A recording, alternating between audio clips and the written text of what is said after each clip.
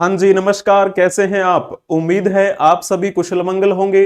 स्वागत है आपका अपने इस YouTube चैनल एड्यूरोही नॉलेज वाइब पर। जैसे कि आपको पता है, हम आपके लिए डेली करंट अफेयर्स क्विज की क्लास लाया करते हैं। मैं आपका अपना विजय भारत आप सभी का स्वागत करता हूं।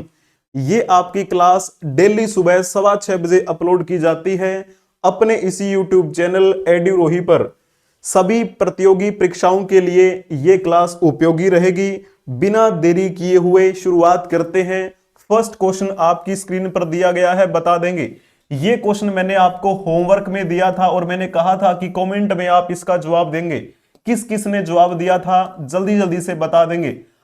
आपके पास 10 सेकंड का समय है, बताएंगे क्या आएगा जवाब इसका। हाल ही में नागरिक उड्डयन मंत्री रिक्त स्थान ने नई दिल्ली में पायलटों के लिए इलेक्ट्रॉनिक पर्सनल लाइसेंस का शुभारंभ किया है।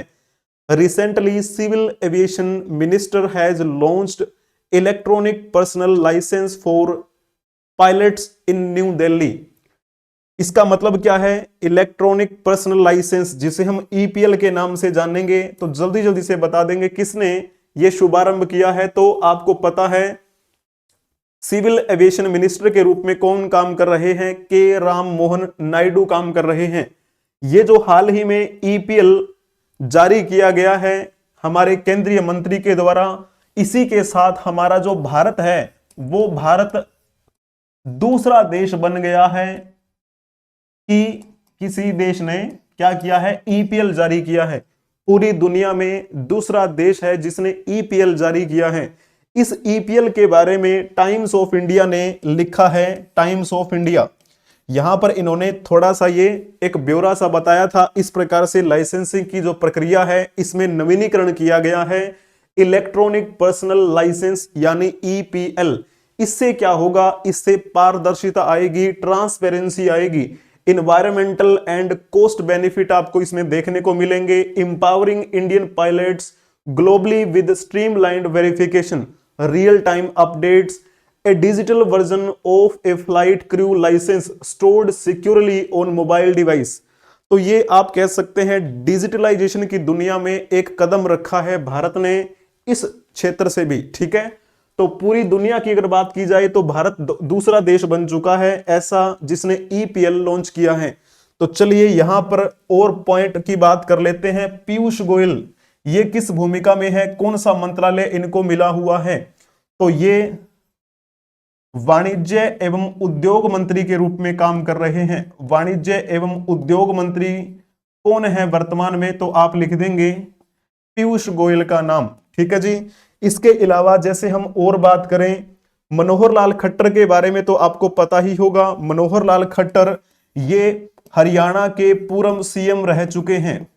अब वर्तमान में हरियाणा के सीएम कौन है? आपको पता है नायब सिंह सैनी है। उससे पहले सीएम थे मनोहर लाल खट्टर, लेकिन अब क्या है? अब ये केंद्रीय मंत्री की भूमिका निभा रहे हैं। तो बिजली मंत्रालय इनको सौंपा गया है, बिजली मंत्री के रूप में काम कर रहे हैं ये। इसके अलावा अगर देखा जाए आवासीय एवं शहरी कार्य मंत्री के रूप में भी कौन काम कर रहे हैं? तो भी इन्हीं का नाम आप लिख देना। आवासीय एवं शहरी कार्य मंत्रालय इनको सौंपा गया है। जगत प्रकाश नड्डा का भी नाम आपने सुना होगा। जगत प्रकाश नड्डा भारतीय जनता पार्टी के राष्ट्रीय अध्यक्ष हैं। इनको भी 2 मंत्रालय सौंपे गए हैं। कौन कौन से मंत्रालय इनको सौंपे गए हैं? स्वास्थ्य एवं परिवार कल्याण मंत्रालय इनको दिया गया है। स्वास्थ्य एवं परिवार कल्याण मंत्रालय, यानी आप ये कह सकते हैं कि स्वास्थ्य एवं परिवार कल्याण मंत्री की भूमिका ये निभा रहे हैं। इसके अलावा अगर देखा जाए स्वस्थ हम कब रह सकते हैं, दूसरा इनका जो मंत्रालय है आपको याद रह जाएगा। यानी हम जो चीजें खाते हैं वो अच्छी खाएं, उर्वरक का हम यूज ना करें। तो दूसरा जो इनका मंत्रालय है वो कौन सा है? रसायन एवं उर्वरक मंत्रालय। यानी ये रसायन एवं उर्वरक मंत्री के रूप में भी काम कर रहे हैं। रसायन एवं उर्वरक मंत्री कौन है वर्तमान में? तो लिख देना नाम जगत प्रकाश नड्डा का। ठीक है जी। तो इस प्रकार आपको ये पॉइंट पता होना चाहिए। वैसे मैंने ये क्वेश्चन आपको होमवर्क के लिए दिया था। ईपीएल जारी करने वाला भारत दुनिया का दूसरा देश बन गया है। चलिए जी, सेकंड क्वेश्चन आपकी स्क्रीन पर दिया गया है, बताने का प्रयास करेंगे। हाल ही में रिक्त स्थान के वित्त मंत्री ने वर्ष 2025-26 के लिए नेवा द्वारा डिजिटल बजट पेश किया है। जल्दी जल्दी से बता देंगे क्या आएगा जवाब इसका। आपको पता है हाल ही में गुजरात वालों ने भी बजट पेश कर दिया है, असम में भी हो चुका है पेश, मिजोरम में भी पेश कर दिया गया, मतलब बजट सत्र की शुरुआत हो चुकी है ना। लेकिन मिजोरम के बारे में आपको पता है, मिजोरम में जो सीएम है लाल दुहोमा, वो 4 मार्च को करेंगे क्योंकि वित्त विभाग उन्हीं के पास है। तो बजट सत्र की शुरुआत हो चुकी है लगभग, आप देख पा रहे होंगे कई राज्यों में, और मैंने आपको क्वेश्चन करवाए भी हैं। तो ऐसा वित्त मंत्री कौन है जिसने पेश कर दिया है और वो भी डिजिटल बजट पेश किया है? तो गुजरात के जो वित्त मंत्री हैं उन्होंने पेश किया है। गुजरात के वित्त मंत्री जो हैं उनका नाम आप देख पा रहे होंगे, श्री कनु देसाई, जो कि क्या है, वहां के वित्त मंत्री हैं गुजरात के। उन्होंने 2025-26 के लिए जो बजट पेश किया है वो डिजिटली पेश किया है। ये पॉइंट आपको पता होना चाहिए। गुजरात के वित्त मंत्री ने डिजिटल बजट पेश किया। कब किया? ये कल की ही बात है। आज तो 22 फरवरी है, कल इन्होंने ये बजट पेश किया था। अब बात करते हैं नेवा जो है, ये नेवा का क्या मतलब होता है, इसके बारे में भी आपने शायद सुना होगा। नेशनल ई विधान एप्लीकेशन इसे हम कहते हैं, नेवा। यहां पे नाम लिखा है ना, नेवा, नेशनल ई विधान एप्लीकेशन। तो ये एक एप्लीकेशन है। अब यहां पर थोड़ा सा हम जानकारी हासिल कर लेते हैं इनकी। ये फोटोज आप देख पा रहे होंगे, गुजरात का ये विधानसभा का सेशन आप देख पा रहे होंगे। गुजरात में जब हम बात करते हैं, वर्तमान में गवर्नर की भूमिका कौन निभा रहे हैं? गवर्नर की भूमिका निभा रहे हैं श्री आचार्य देवव्रत। वहीं जब हम बात करें यहां पर सीएम की भूमिका कौन निभा रहे हैं? श्री भूपेंद्र भाई रजनीकांत पटेल इनका पूरा नाम है। और विधानसभा में अध्यक्ष की भूमिका कौन निभा रहे हैं? अध्यक्ष की भूमिका निभाने वाले व्यक्ति हैं श्री शंकर भाई चौधरी। वहीं जब हम बात करें उसमें उपाध्यक्ष की भूमिका कौन निभा रहे हैं गुजरात में, तो फिर नाम आएगा श्री जेठा भाई अहीर का नाम आता है। ठीक है, लेकिन अब आपके मन में आ रहा होगा यहां पर अपोजिशन के जो लीडर हैं उनका नाम नहीं है, क्योंकि मैंने जब आपको असम के बारे में बताया था तो इस साइड में फोटो लगी हुई थी लीडर अपोजिशन की। मिजोरम के बारे में जब बात बताई थी तब भी वहां पर फोटो लगी हुई थी लीडर ऑफ अपोजिशन की, लेकिन इसमें ऐसा है नहीं। इसके पीछे का कारण आपको पता है क्या है? क्योंकि यहां पर बहुतायत मात्रा में जो बहुमत मिला हुआ है वो है बीजेपी को, और बीजेपी के पास कितनी सीटें हैं? 161 सीटें हैं। ठीक है, टोटल कितनी सीटें हैं? 180 सीटें हैं। विधानसभा की सीटें गुजरात में कितनी हैं? 180। बीजेपी के पास कितनी है? 180 में से 161 सीटें बीजेपी के पास हैं। बच गई जो है उनमें से अगर देखा जाए इंडियन नेशनल कांग्रेस के पास में 12 सीटें हैं। इंडियन नेशनल कांग्रेस के पास 12। उसके बाद में और क्या बचा है? आम आदमी पार्टी बची। आम आदमी पार्टी के पास में कितनी सीटें हैं? 4 सीटें उनके पास हैं। उसके बाद में 2 सीटें ऐसी है जो निर्दलीय हैं, 1 सीटें यानी निर्दलीय 2 सीटें, 1 सीट और बच जाती है। वो सीट किसके पास है? वो समाजवादी पार्टी के पास है। तो इस प्रकार यहां पर कितनी पार्टियां अभी क्या है, अपना प्रतिनिधित्व कर रही है किसी न किसी मायने में। बीजेपी के पास बहुतायत मात्रा में है यहां पर, तो अपोजिशन बनेगा ही नहीं, क्योंकि अपोजिशन बनने के लिए जो लिमिट होती है वो लिमिट यहां पर कोई बना ही नहीं रहा है। तो इस वजह से आपको पता होना चाहिए विधानसभा में अभी हाल ही में जो बजट पेश किया गया है वहां के वित्त मंत्री कनु भाई पटेल के द्वारा वो डिजिटली पेश किया गया है। मैंने थोड़ा सा बता ही दिया आपको इनके बारे में। चलिए जी, नेक्स्ट क्वेश्चन की ओर चलते हैं। थर्ड क्वेश्चन आपकी स्क्रीन पर दिया गया है, 10 सेकंड का आपके पास समय है, आप बताने का प्रयास करेंगे। हाल ही में दौड़ेगा धमतरी, बेटियां भरेंगी उड़ान मैराथन का आयोजन कहां किया गया? जल्दी से बता देंगे। वेयर वाज द दौड़ेगा धमतरी बेटियां भरेंगी उड़ान marathon organized recently in which state? अगर आपने थोड़ा सा फील किया होगा, ये धमतरी क्या है, एक डिस्ट्रिक्ट पड़ता है, आपको पता होगा कहां पर? तो ये तो छत्तीसगढ़ का आप कह सकते हैं एक डिस्ट्रिक्ट है। तो वहां पर उस छत्तीसगढ़ के अलग अलग जिलों में क्या हो रहा है, लड़कियों को, महिलाओं को सशक्त बनाने की एक दिशा में क्या है, अलग अलग आयोजन करवाए जा रहे हैं। इसी के चलते क्या हुआ है, धमतरी जिले में ये मैराथन का आयोजन किया गया है, जिसका नाम रखा गया दौड़ेगा धमतरी, बेटियां भरेंगी उड़ान। इसके बाद एक और जिला है जिसे हम कहते हैं गरियाबंद जिला, वहां पर महिलाओं को पैरा आर्ट का प्रशिक्षण दिया गया है। इसके अलावा और जिले हैं, एक का नाम है जंजगीर और एक का नाम है चंपा। जंजगीर और चंपा जिले में 45,000 बालिकाओं ने सुपर गर्ल थीम पर आयोजित कार्यक्रमों में भाग लिया, ठीक है, और 10,332 बालिकाओं को सम्मानित किया गया। यानी वहां लगभग आप देखेंगे छत्तीसगढ़ में इसी तरह के कार्यक्रम चलाए जा रहे हैं डिस्ट्रिक्ट लेवल पर, जिनमें से कुछ बातें मैंने आपको बताई हैं। और ये कौन सा मंत्रालय के अंतर्गत आएगा, तो आप लिख देंगे महिला एवं बाल विकास मंत्रालय के तहत ये गतिविधियां हो रही हैं। अब आप ये बताएंगे कि महिला एवं बाल विकास मंत्रालय में कैबिनेट मंत्री कौन है, यानी ये मुख्यतः किस मंत्री को सौंपा गया है ये मंत्रालय, जल्दी जल्दी से आप कमेंट में बता देंगे। ये आपका एक होमवर्क रहेगा, पहला होमवर्क आपका ये हो गया है। अब जैसे बात करें छत्तीसगढ़ के विभिन्न जिलों में बेटी बचाओ बेटी पढ़ाओ योजना के तहत बालिकाओं को शिक्षा, स्वास्थ्य, कलात्मक प्रतिभा के क्षेत्र में प्रोत्साहित करने के लिए विभिन्न गतिविधियों का आयोजन किया जाता रहा है।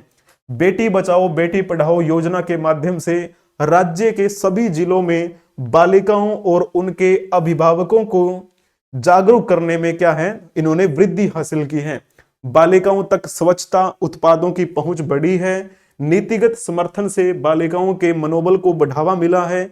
इसके अलावा विद्यार्थियों को निशुल्क ई कंटेंट कोर्स प्रदान किया गया है, यानी अब विद्यार्थी जो हैं वो फ्री में, जिसे हम कहते हैं ना पीडीएफ वगैरह, वो हमें मिल रही है, अच्छे से वहां के बच्चे पढ़ रहे हैं। और महिलाओं को आर्थिक रूप से सशक्त बनाने के लिए विभिन्न विभागीय गतिविधियों का संचालन किया गया है। ये थी थोड़ी सी छत्तीसगढ़ की बात जो मैंने आपको बताई। अब चलो नेक्स्ट क्वेश्चन बताना है आपको, जल्दी जल्दी से बता दो। क्वेश्चन थोड़ा बड़ा है, इस वजह से मैं आपको 15 सेकंड का समय देता हूं, आप बताएंगे जवाब इसका। राष्ट्रीय मानवाधिकार आयोग, जिसे हम क्या कहते हैं, NHRC कहते हैं, इसे हम NHRC के नाम से जानते हैं। राष्ट्रीय मानवाधिकार आयोग भारत ने रिक्त स्थान में मान्यता प्राप्त सामाजिक स्वास्थ्य कार्यकर्ताओं को सशक्त बनाना, सम्मान के साथ कार्याधिकार को सुरक्षित करना थीम पर महिलाओं के लिए हाइब्रिड मोड में एक कोर ग्रुप की बैठक का आयोजन किया। वो आपके मन में आ रहा होगा इतना कॉम्प्लिकेटेड क्वेश्चन क्यों पूछा है। थोड़ा सा आपको पता होना चाहिए राष्ट्रीय मानवाधिकार आयोग है क्या, इसके बारे में बात करेंगे, इसके अध्यक्ष कौन है। और यहां पर आपने एक शब्द देखा होगा आशा, आपने आशा वर्कर का नाम सुना होगा कि आशा वर्कर किस प्रकार से कार्य करती हैं, ठीक है। उन्हीं आशा वर्कर्स को सशक्त बनाने की और उनके सम्मान में कार्याधिकार को सुरक्षित हम कर पाएं, इस विषय को लेकर इन्होंने एक बैठक की है। अब जो आशा होता है, आशा का फुल फॉर्म क्या है, ये रहा आशा, ASHA। इंग्लिश में देखेंगे एक्रीडिट सोशल हेल्थ एक्टिविस्ट, यानी कि जो स्वास्थ्य से संबंधित जो एक्टिविस्ट होती हैं, आपने देखा होगा आपके गांव में आशा वर्कर्स आती होंगी, है ना। तो अब ये जो कार्यक्रम किया गया है वहां अपने आवास स्थान पर यानी नई दिल्ली में राष्ट्रीय मानवाधिकार आयोग में मेरा एक बार जाना हुआ था। लगभग बात है 2023 के एंड की, दिसंबर के आसपास की। कुछ इशू चल रहा था, बहुत सारे टीचर्स वहां पर इकट्ठे हुए थे, उस वजह से हम भी गए थे वहां पर। तो राष्ट्रीय मानवाधिकार आयोग की जब बात करें तो इन्होंने कहा है कि जो आशा कार्यकर्ता हैं उनको हम सशक्त बनाएंगे, उनके सम्मान में हम इतना करेंगे कि उनका जो कार्य करने का अधिकार है उसको हम सुरक्षित कर पाएं। और इन्होंने यही थीम रखी इस अपने विषय की। यहां पर राष्ट्रीय मानवाधिकार आयोग के अध्यक्ष कौन है, यह पॉइंट आपको पता होना चाहिए। न्यायमूर्ति श्री वी राम सुब्रमण्यम, ये क्या है, अध्यक्ष हैं। इन्होंने कहा कि देश में जो नवजात होते हैं, जो शिशु होते हैं, उनकी मृत्यु दर में उल्लेखनीय कमी हुई है और इस कमी का श्रेय दिया जाता है आशा वर्कर्स को, यानी इन कार्यकर्ताओं को। केंद्र और राज्य सरकारों के बीच आशा कार्यकर्ताओं के कल्याण से संबंधित मुद्दों के समाधान के लिए सहयोगात्मक प्रयासों का आह्वान किया गया। और साथ में जैसे हम बात करें, एक सदस्य है इसमें,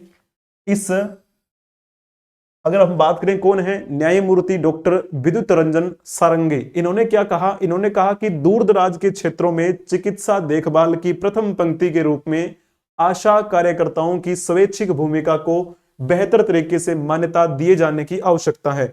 बहुत ही प्यारी बात है। और यहां इसके जो महासचिव की भूमिका निभा रहे हैं वो है भरतलाल। उन्होंने क्या कहा, आशा कार्यकर्ताओं से संबंधित मुद्दों जैसे कि कार्यभार, अपर्याप्त संसाधनों का समाधान किए जाने की भी आवश्यकता है।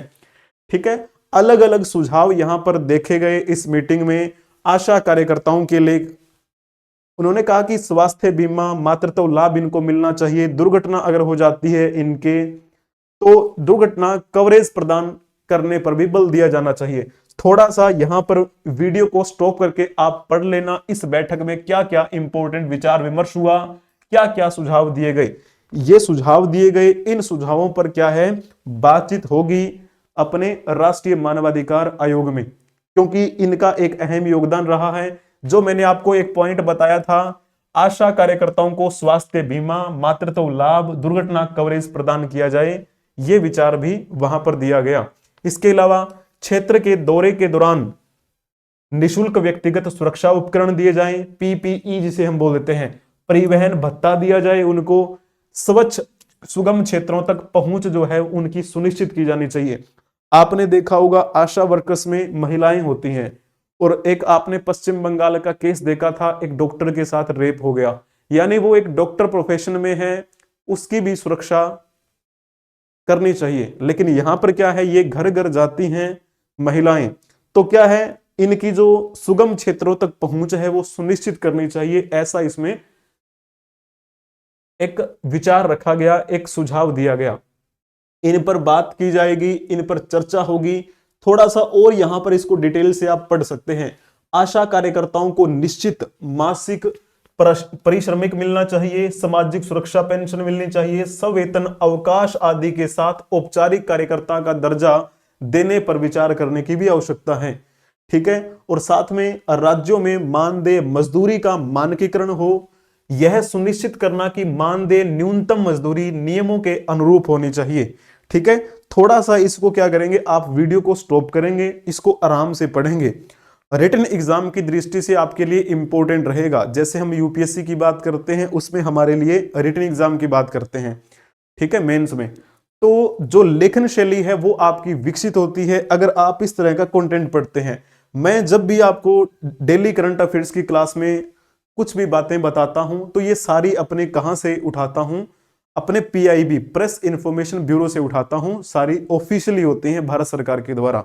ठीक है, और ये जो चीजें हैं आपको थोड़ी बोरिंग लग सकती हैं, लेकिन बोरिंग नहीं है। यहां डायमेंशन खुलते हैं अलग अलग कि आप बातों को समझ जाएं। ठीक है, रटने की कोई आवश्यकता नहीं है, केवल कहानी को समझना है। और कुछ क्वेश्चन ऐसे होते हैं जो बच जाते हैं, सारे क्वेश्चन हम कवर नहीं कर पाते हैं, वो वीकली करंट अफेयर्स वाले में कक्षा में कवर करते हैं। वीकली करंट अफेयर्स की कक्षा हर संडे सुबह 7:15 बजे लाइव होती है। तो अब परसों मिलते हैं, क्या 22 तारीख हो गई ना आज, परसों क्या कल ही मिलेंगे। चलिए, तो इस प्रकार आपको बताना है जल्दी जल्दी से। नेक्स्ट क्वेश्चन क्या है, हाल ही में अंतरराष्ट्रीय मातृभाषा दिवस रिक्त स्थान 2025 को मनाया गया है। तो जल्दी जल्दी से बताना है, केवल 10 सेकंड का समय है आपके पास। आपने भी स्टेटस लगाए होंगे अंतरराष्ट्रीय मातृभाषा दिवस को मनाने के। Recently international mother language day is celebrated on dash 2025। तो यहां पर जल्दी जल्दी से आपको बताना है क्या आएगा जवाब इसका। यहां पर सिंपल आपको टिक कर देना था 21 फेब यानी 21 फरवरी को हर साल ये दिवस मनाया जाता है। शुरुआत किसने की थी, शुरुआत की थी यूनेस्को ने। यूनेस्को के द्वारा इसे स्थापित किया गया, बाद में इसे स्वीकार किसने कर लिया था, यूएनजीए, जिसे हम यूनाइटेड नेशन जनरल असेंबली के नाम से जानते हैं। अब यूनेस्को की बात की जाए तो यूनेस्को ये क्या है, ये देशों को एक साथ एकजुट करने का काम करता है अलग अलग दृष्टिकोण से। आपको पता है यही वो यूनेस्को है जो कि विश्व धरोहर स्थल घोषित करता है। यानी किसी भी देश में कोई स्थल ऐसा हो जो शैक्षणिक दृष्टि से इंपॉर्टेंट हो, जो साइंटिफिक दृष्टि से इंपॉर्टेंट हो, जो कल्चरल पॉइंट ऑफ व्यू से इंपॉर्टेंट हो, है ना, तो यही वो काम करता है। इसका नाम भी देख सकते हैं, United Nation Educational Scientific Cultural Organization. Hindi में कहते हैं इसे हम संयुक्त राष्ट्र शैक्षणिक वैज्ञानिक सांस्कृतिक संगठन, है ना, तो ये इसका नाम है। इसी के द्वारा क्या किया गया था, इसे सबसे पहले स्थापित किया गया। और जब वर्तमान की बात कर रहे हैं 2025 में इसकी सिल्वर जुबली मनाई जा रही है। इस दिवस की इंटरनेशनल मदर्स लैंग्वेज डे की सिल्वर जुबली मनाई जा रही है। Make languages count for sustainable development. हम सतत विकास की बात करते हैं, सतत विकास में एक अहम योगदान रहता है हमारी भाषा का भी, ठीक है। यूनेस्को का हेडक्वार्टर कहां पे है, पेरिस फ्रांस में है। तो फ्रांस यानी कि उनके हेडक्वार्टर पर इन्होंने एक आयोजन भी करवाया था कि वहां पर सभी जो लोग हैं वो अपनी मातृभाषा के प्रति क्या हो, जागरूक हों। जाहिर सी बात है, मैं किसी अलग परिवेश में जन्मा हूं, हो सकता है कि मैं जहां रहता हूं वहां पर अलग बोली बोली जाती हो, अलग भाषा बोली जाती हो। तो आपकी जो भाषा है आप उसका सम्मान करें। आपकी भाषा में आपको पढ़ना चाहिए। लेकिन अभी कुछ समय पहले ही आपने देखा होगा, हालांकि आज भी ऐसा ही आपको देखने को मिलता है, जब हम अपने समाज की बात करते हैं तो वहां एक ऐसी लैंग्वेज है जिसे सर्वोच्च माना जाता है, जैसे कि इंग्लिश की बात करते हैं। अगर आपको इंग्लिश भाषा आती है तो आप बड़े ज्ञानी माने जाते हैं, बेशक आप इंग्लिश में गाली निकाल रहे हो। लेकिन आप हिंदी में बात कर लेते हैं, चाहे आप कितने भी ज्ञानी हो, आपको सारी बातें पता हो, आप एक अच्छे इंसान भी हो, समाज में उठने बैठने के लायक भी हो, ठीक है, आपको चार लोग पूछते भी हो, अपने समाज के लोग, है ना, उस समय सर्वगुण संपन्न हो, लेकिन आप अपनी लोकल लैंग्वेज बोलते हो तो आपकी वैल्यू नहीं होगी। आप किसी कंपनी में जाएंगे, बाहर जाएंगे, आपने इंग्लिश में दो शब्द ऐसे स्पीड में बोल दिए तो आगे वाला व्यक्ति सोचेगा कि हाँ ये समझदार है। हो सकता है कि उसमें अक्ल 1% भी ना हो। तो ये क्या है, ये एक समाज का ढांचा बन गया है, इन्हीं कुछ सालों में आपने देखा। लेकिन अब फिर से क्या है, थोड़ा थोड़ा परिवर्तन आपको देखने को मिल रहा होगा। अपनी मातृभाषा के प्रति थोड़ा प्यार। तमिल की बात करते हैं तो तमिल क्षेत्र में अभी आपने देखा होगा कल परसों में किस प्रकार से वो कह रहे थे कि विश्व पटल पर हम तमिल भाषा को पेश करना चाहेंगे, इसके लिए हमारी केंद्र सरकार प्रतिबद्ध है। हिंदी की बात करते हैं तो एक अलग विभाग बनाया गया है केंद्र के द्वारा, तो ये भी एक बड़ी प्यारी बात है। थोड़ा सा परिवर्तन हो रहा है, होगा। लेकिन जब हम बात करते हैं इस लैंग्वेज को लेकर, यानी भाषा है क्या, मान के चलो आप मुझे देख रहे हैं, मैं कुछ बोल रहा हूं, मैं तो हिंदी में बोल रहा हूं, आप उसे समझ रहे हैं, मैं कुछ आपको बात बता रहा हूं, जैसे कि यूनेस्को के बारे में बताया मैंने, पिछले कुछ क्वेश्चन मैंने आपको समझाए और मैंने बताया किस प्रकार से हम भाषा की बात करते हैं। तो ये एक सूचना है, सूचना आप तक पहुंच रही है, मैं भाषा बोल रहा हूं, आपको समझ में आ रही है। तो ये भाषा क्या है, भाषा एक विचार को दूसरे व्यक्ति तक पहुंचाने का माध्यम है। जाहिर सी बात है, अगर हम इतना ही इसे सीमित रखेंगे तो हम बहुत अच्छा कर पाएंगे। एग्जाम्पल के तौर पे मैं ऐसे सोचूं, मैं ऐसा व्यक्ति हूं, मुझे पंजाबी भी आती है, मुझे हिंदी भी आती है, मैं अच्छे से लिख लेता हूं। जिस स्पीड से मैं हिंदी लिखता हूं उसी स्पीड से मैं पंजाबी लिख लेता हूं, बोल लेता हूं। मैं इंग्लिश भी अच्छी खासी बोल लेता हूं, समझ लेता हूं, ठीक है। और उसके बाद में जैसे अगर देखा जाए तो मैं हरियाणवी, अगर कल्चर की बात करूं, हरियाणा से बिलोंग करता हूं तो मुझे हरियाणवी भी आती है। हरियाणा में लगभग 6 प्रकार की उपबोलियां हैं, उनमें से एक बोली, एक बागड़ी जिसे हम बोलते हैं, वो हरियाणा में भी बोली जाती है, राजस्थान के कुछ एरिया में बोली जाती है और पंजाब के कुछ एरिया में बोली जाती है, तो वो मुझे अच्छे से आती है। अगर हम वहां जाएंगे उसी साइड में, रोहतक साइड में अगर देखा जाए तो जिसे बांगरू कहा जाता है, ये मैंने बागड़ी लिखा है, बांगरू, तो वो भी मुझे अच्छे से आती है। उनके साथ में अच्छी टोन में बात कर सकता हूं, उनको ये पहचान में नहीं आएगा कि मैं बांगरू नहीं हूं वास्तव में, ठीक है। पंजाबी कल्चर में अगर मैं जाता हूं वहां उनको ये कभी पता नहीं लगेगा कि मैं पंजाबी नहीं हूं, ठीक है। तो ये मेरी एक कला है, मैं अलग अलग भाषा में बोल सकता हूं। तो इससे क्या होता है कि आप अपने डिक्शनरी के जो शब्द हैं उनमें अलग अलग क्या है, नए नए वर्ड ऐड कर सकते हैं अलग अलग भाषा सीख के। ओडिया भाषा मुझे थोड़ी थोड़ी आती है, न्यूज़पेपर पढ़ लेता हूं, लेकिन मुझे समझ में नहीं आता, भाव समझ में नहीं आता है। एक ट्राई कर रहे हैं, लेकिन आप अगर आप पे बंदिश लगा दी जाए कि आप एक ही भाषा बोलेंगे यही श्रेष्ठ है, तो फिर क्या है, आप कितना सह पाएंगे या कुछ भी है, मतलब एक सीखने की जो प्रवृत्ति होती है वो कहीं ना कहीं खत्म हो जाती है। तो हमें क्या है, हर भाषा सीखनी चाहिए, क्योंकि हम हमारे भारत में रहते हैं। भारत एक विविधताओं का देश है, ठीक है, विविधता हर क्षेत्र में है। जीव जंतुओं की बात कर लें, पेड़ पौधों की बात कर लें, और हमारे जो एरिया है ज्योग्राफिकल पॉइंट ऑफ व्यू से बात कर लें, कल्चर की बात करें, पहनावे की बात करें, खान पान की बात करें, हर तौर तरीके में क्या है, भारत में आपको विविधता दिखाई देती है। क्लियर हुआ। ये यूनेस्को के द्वारा भाषा के बारे में बताया गया था, language are essential for both education and sustainable development. Education के लिए और सतत विकास के लिए भाषा अहम है।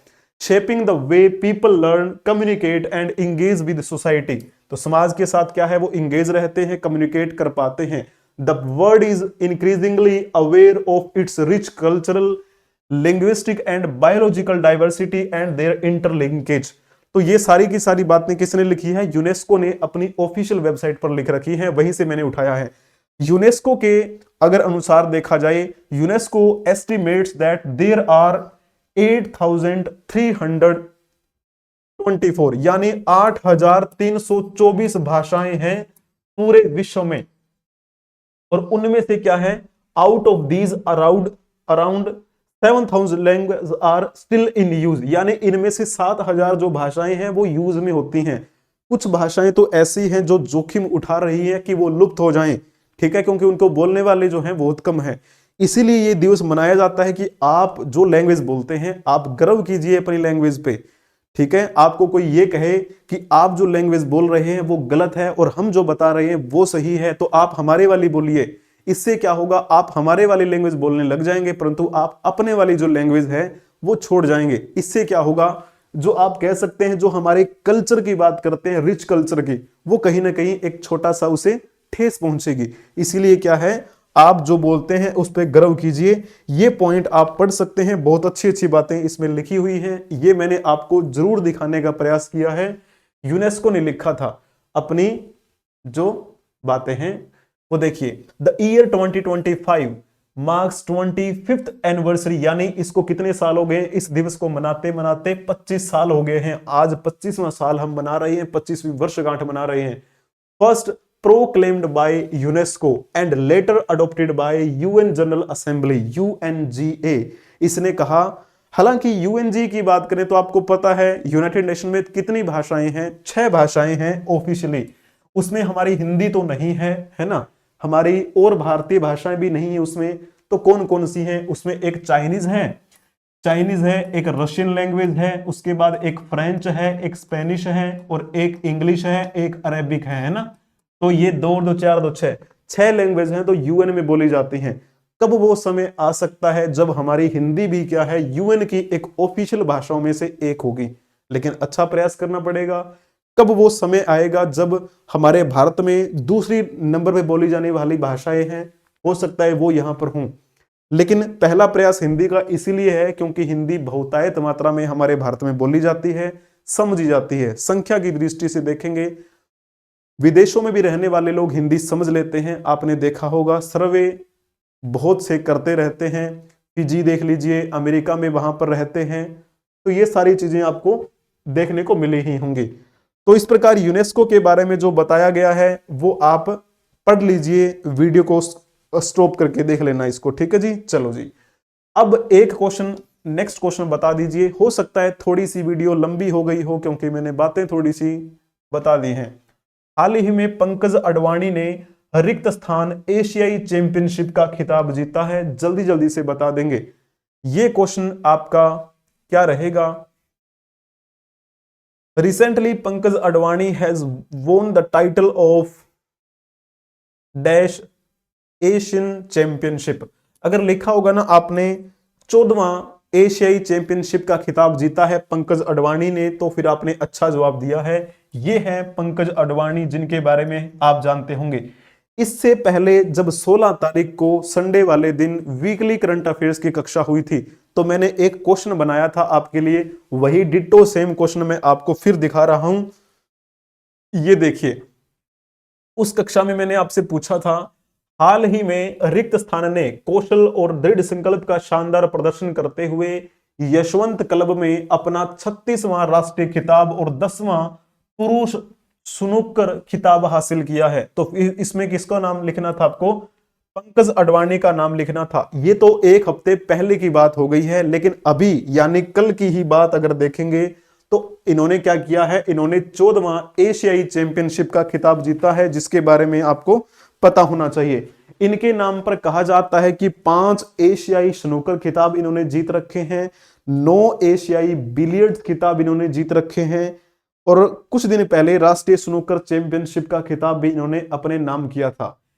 किसी एक कैलेंडर वर्ष में राष्ट्रीय, एशियाई, विश्व स्नूकर चैंपियनशिप जीतने का इन्होंने कारनामा कर दिया है पंकज अडवाणी ने। ठीक है, सबसे सफलतम ये खिलाड़ी माने जा रहे हैं वर्तमान की दृष्टि से। आज के लिए इतना ही रखते हैं हम। मैंने एक होमवर्क आपको दिया है, वो मैंने आपको बीच में क्लास में पूछा था, तो उसका जवाब आप कमेंट बॉक्स में देंगे जब वीडियो एंड हो जाए। तो आज के लिए इतना ही रखेंगे। अगर आपको कक्षा पसंद आई है तो लाइक कर देंगे, अपने दोस्तों के साथ इसे शेयर भी कर देंगे। चैनल को सब्सक्राइब नहीं किया है आपने तो चैनल को सब्सक्राइब कर लेंगे, बेल आइकन बटन को भी प्रेस कर लेंगे ताकि आने वाली क्लासेस की नोटिफिकेशन आपको पहले ही मिल जाएं। ठीक है, आप हमें फेसबुक पर फॉलो कर सकते हैं, इंस्टाग्राम पर फॉलो कर सकते हैं, ट्विटर एक्स पर फॉलो कर सकते हैं, व्हाट्सएप चैनल बना हुआ है, टेलीग्राम चैनल पर आप हमें फॉलो कर सकते हैं। मौज, हिप्पी, जोश, शेयर चैट, किसी भी सोशल मीडिया प्लेटफॉर्म पर आप हमें फॉलो कर सकते हैं। बने रहिएगा हमारे साथ। हम मिलेंगे कल। आपको पता है आज 22 तारीख है, कल 23 फरवरी है। 23 फरवरी यानी रविवार है कल। तो कल रविवार को वीकली करंट अफेयर्स की कक्षा होने वाली है। लाइव कक्षा होगी, सुबह 7:15 बजे होगी। ठीक है, उस कक्षा में मिलते हैं हम। हंसते रहिए, खेलते रहिए और पढ़ते रहिए। ठीक है, डेली करंट अफेयर्स की कक्षा चलती है आपकी सोमवार से शनिवार। संडे को आपको वीकली करंट अफेयर्स की कक्षा होती है। वीकली करंट अफेयर्स की कक्षा जो होगी उसमें जो क्वेश्चन मैं आपसे पूछूंगा वो ये क्वेश्चन नहीं होंगे। थोड़ी बहुत सिमिलरिटीज हो सकती है जब मैं आपको समझाऊंगा, लेकिन क्वेश्चन मैं आपसे अलग पूछूंगा, अलग न्यूज होंगी। वो जो बच गई है इन दिनों की न्यूज वो हम उसमें कवर कर लेते हैं। तो इस प्रकार से हमारी कहानी चलती है। ये डेली करंट अफेयर्स क्विज है, वो वीकली करंट अफेयर्स क्विज है, लेकिन समानता अलग अलग रहेगी। ठीक है ना, समानता नहीं रहेगी इसका मतलब। तो ये पॉइंट आपको ध्यान में रखना था। मिलते हैं, तब तक के लिए जय हिंद, जय भारत।